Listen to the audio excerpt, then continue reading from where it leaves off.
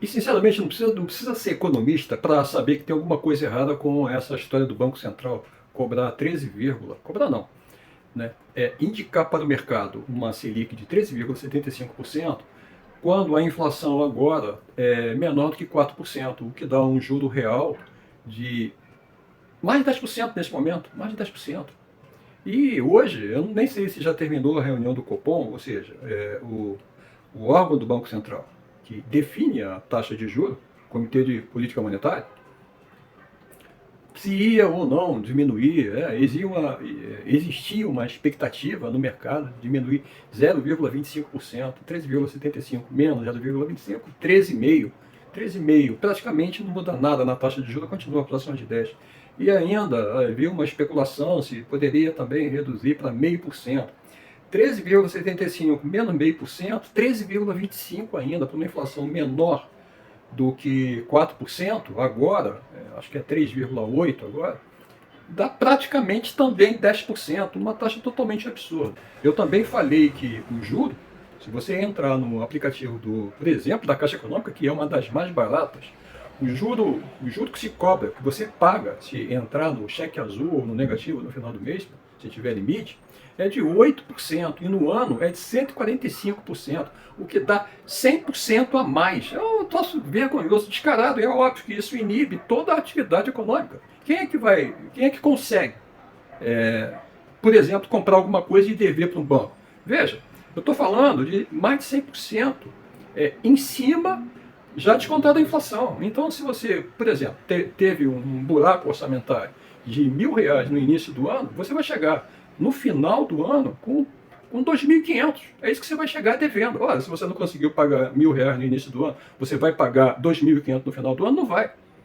Então a coisa se tornou totalmente descarada. Aí nós publicamos o vídeo e algumas pessoas fizeram comentário: não, a taxa está muito alta agora, porque o Lula está gastando muito dinheiro. Está gastando muito dinheiro. Está gastando muito dinheiro com o quê? Primeiro, está gastando muito dinheiro, e está mesmo, com o povo.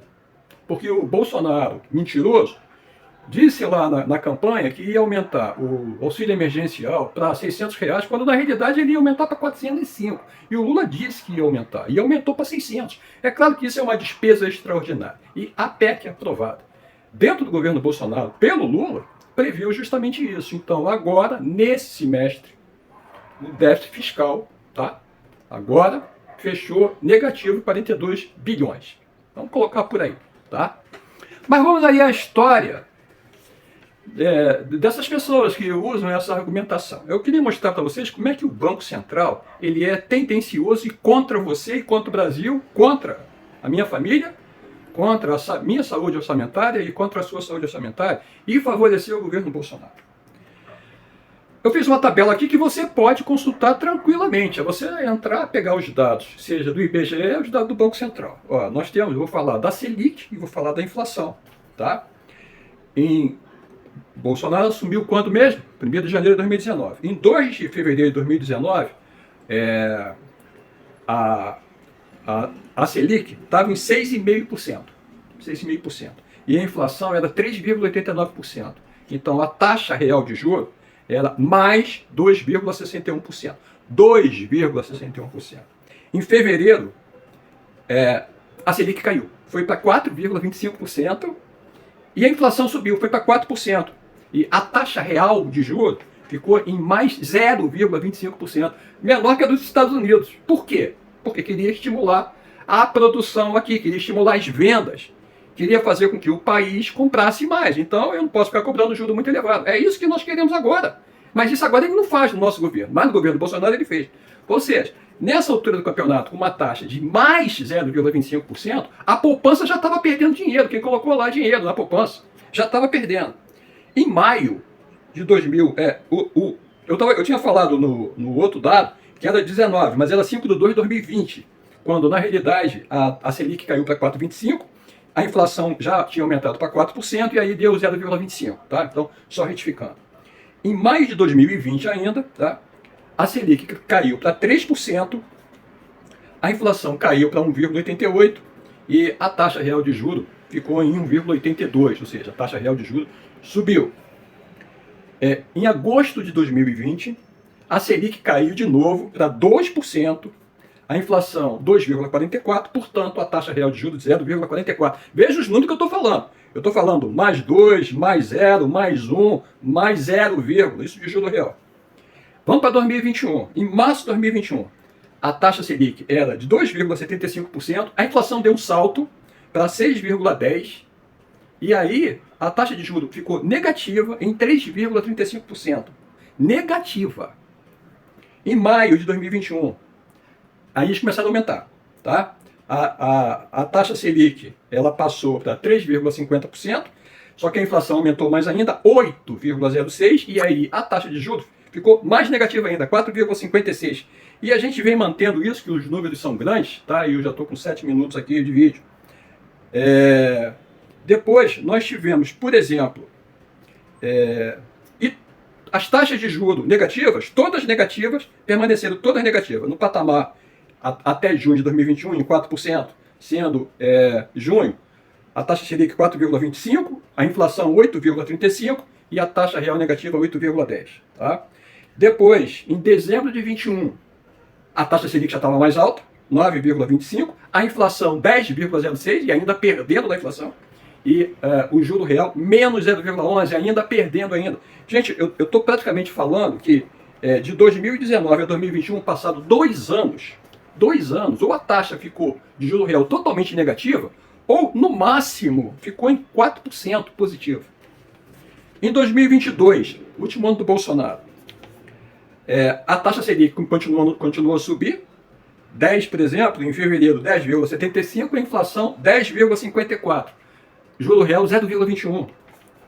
Em março, taxa Selic 11,75. A inflação 11,30. A taxa real de juros 0,45. E finalmente nós chegamos em agosto, tá, do ano passado, com a taxa Selic em 13,75, porque aí o Banco Central foi aumentando, e a inflação, então, nessa altura do campeonato tinha caído um pouco, e ela estava, então, em 5,03%, sendo que em junho a inflação estava em 11,89% e a taxa de juros positiva estava em mais 1,36% para as mesmas taxas, que agora é um pouquinho menor, que era 13,25%. Agora, no governo Lula, tá? No governo Lula, fevereiro, a taxa de juros, a Selic, 13,75%, a inflação de fevereiro 5,60%, juro real de 8,15%.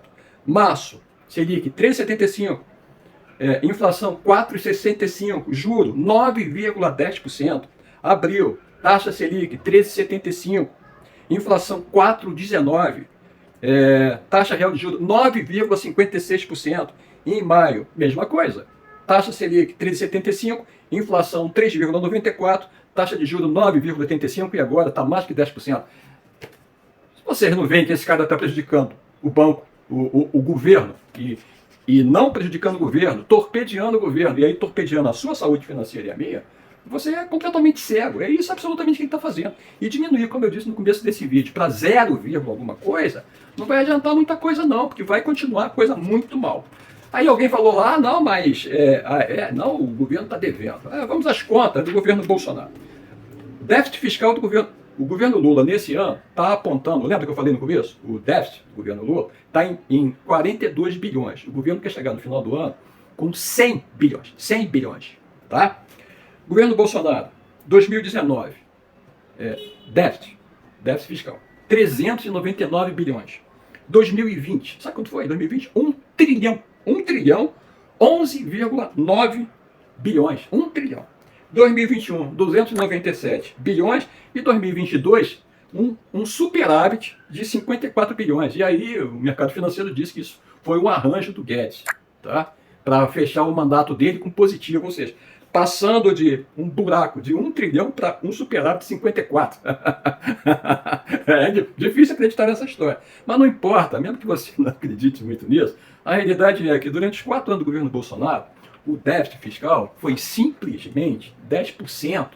10% da riqueza nacional. E a riqueza nacional foi de 10 trilhões, ou seja, foi 1 trilhão de reais.